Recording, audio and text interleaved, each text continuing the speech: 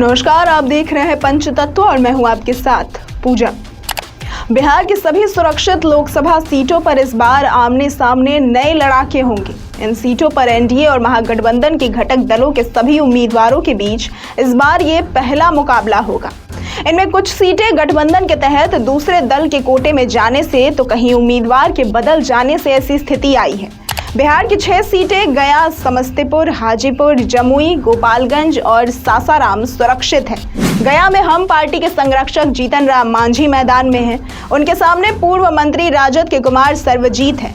हालांकि मांझी तो पहले भी गया से लोकसभा का चुनाव लड़ते रहे हैं, पर कुमार सर्वजीत पहली बार लोकसभा का चुनाव लड़ रहे हैं।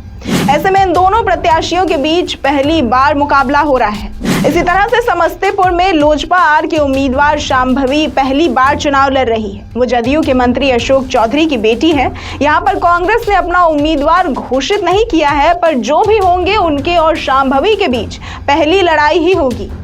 यहाँ पर रालोजपा के प्रिंस राज सांसद थे, पर इस बार ये सीट लोजपा आर को मिली है और रालोजपा तो एनडीए से ही बाहर हो गई है। हाजीपुर में भी स्थिति समस्तीपुर की तरह ही है। यहाँ पर भी राजद ने अपने उम्मीदवार का नाम घोषित नहीं किया है। हालांकि पूर्व मंत्री शिवचंद्र राम की चर्चा जोरों पर है। उधर एनडीए के तहत यहाँ से लोजपा आर के प्रमुख चिराग पासवान खुद मैदान में हैं।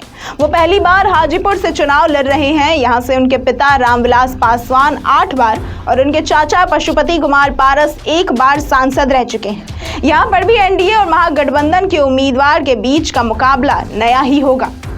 वहीं जमुई में लोजपा आर के उम्मीदवार अरुण भारती और राजद की अर्चना रविदास दोनों ही पहली बार मैदान में हैं।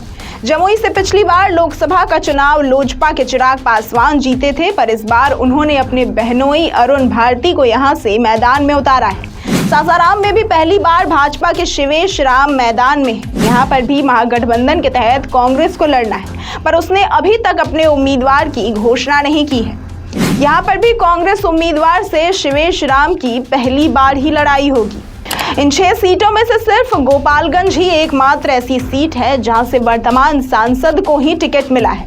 जदयू सांसद डॉक्टर आलोक कुमार सुमन लगातार दूसरी बार यहां से मैदान में हैं। वहीं महागठबंधन के तहत इस बार ये सीट वीआईपी को चली गई है।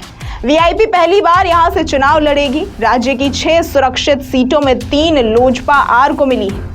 इस तरह से देखें तो राज्य की आधी सुरक्षित सीटों पर एनडीए के अंतर्गत लोजपा आर के उम्मीदवार होंगे। एनडीए के तहत लोजपा आर को बिहार में कुल 5 सीटें मिली हैं, जिनमें से 3 सुरक्षित हैं। वहीं 3 अन्य सीटों में एक एनडीए के तहत भाजपा, जदयू और हम को मिली है।